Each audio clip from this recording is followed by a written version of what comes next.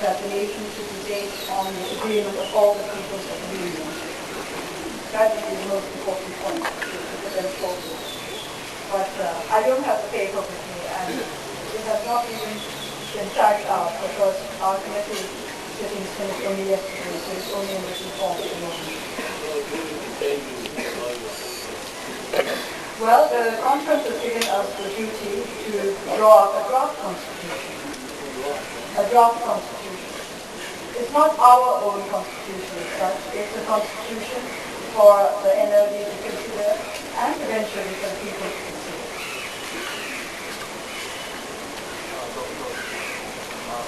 Do you have a plan to have more than another meeting for Executive members. We have EC meetings all the time. Oh, elected members. Well, as soon as they come out. Perhaps I should put up a notice outside the various detention centers. Come straight to 5456 University Avenue. I've heard that some Burmese exiles have been sitting outside the offices of Unical in Los Angeles, and they said they're on a hunger strike until dialogue takes place here. I don't know if you've heard about that, but what do you think about it? Yes, I have heard about that. I don't know the details. Is that good or bad for your cause that they're doing that? I mean, until dialogue takes place. Well, we believe that anything that is done with goodwill is good. And I do believe that those who are trying to help us are doing it out of goodwill. What sort of reaction have you had from neighbouring countries, Thailand and that kind of thing, to the arrest? And how do you judge that reaction? Well, in general, ASEAN countries have always taken the view that constructive engagement is the best way to bring about change. And I would like to remind them that change is the key word. When they adopted the policy of constructive engagement towards Burma, the ASEAN countries said that it was the best way to bring about change in, I assume, the right direction. And I think it is now time to admit that change in the right direction has not taken place. Of all the ASEAN countries, I think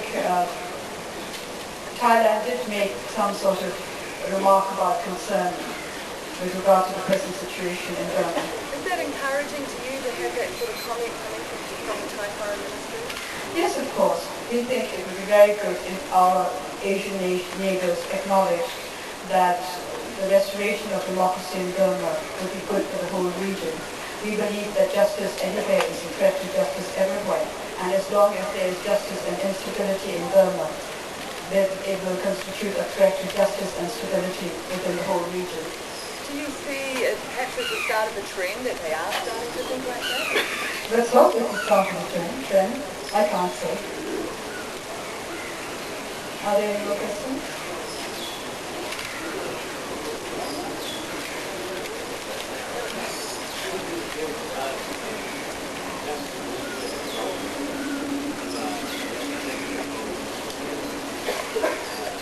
The Central Committee's, the Executive Committee's report was about the activities of the NLD since it was founded in 1982. It goes through the various phases that we have had to pass through. The NLD before our party with Uangji, the NLD before Utiru and I were placed on the House of Representatives in July 1989, the period when the NLD was working for the election, the period after the election, before the National Convention, and then the period after Nadine's last year. So it's divided into several periods. It is a straightforward report of the activities of the NLD and of the also about the actions of the authorities with regard to the NLD. For example, in our report, we've quoted the times, we've quoted the chairman of SLO saying that we intend to return to barracks once the elections are over, that they will transfer power to the elected party, and then also other remarks about not wanting to cling on to power, and that they would not keep changing their words, and also when they changed their words, they changed their mind and decided that the elected representatives would draw up the Constitution. We've quoted their words saying it is for the elected representatives to draw up the constitution. And then of course they went back on that as well. So we have shown that our actions have always been in line with what the SWOG originally declared to be their policies, and we have not been obstructionist or we have not been confrontational. We were simply working according to what they originally said were their intentions. But since they changed their mind about what they wanted, they seem to think that what we are doing is confrontation.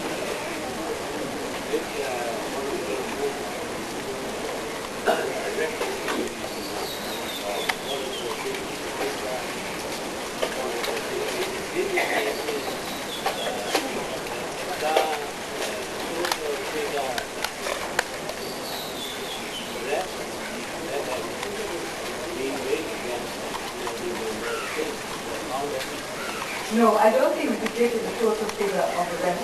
It's very difficult for us to find out because there are still political prisoners in Burma about whom we know nothing. The political prisoners are not all kept together in one prison. They are kept in different prisons all over the country. And even in the prisons themselves, they are kept separated so that it is difficult for us to know exactly who is in prison. We know, of course, about the better known people, for example, committee members, and talking about political prisoners, we also count among them leaders of other parties.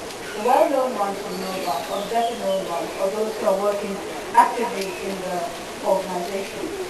But those who are not working so closely with our official committees, we sometimes don't know when they are taken away. We can't find out what happens to people because people move all the time. And sometimes we get rumors that somebody has been arrested, but we can't verify those rumors. So we have not been able to compile a comprehensive list either of political prisoners as a whole or members of the organization. Still remaining. The total figure, I'm sorry I can't, it's somewhere in the thousands, but that's all I can say. It will be too rough a figure for me to present. But of course, you know that there are now 261 still detained since the 19th, and they are the ones who were detained before. And our figures, we can name over about 500. I think we have over 500 names, but there are many of whom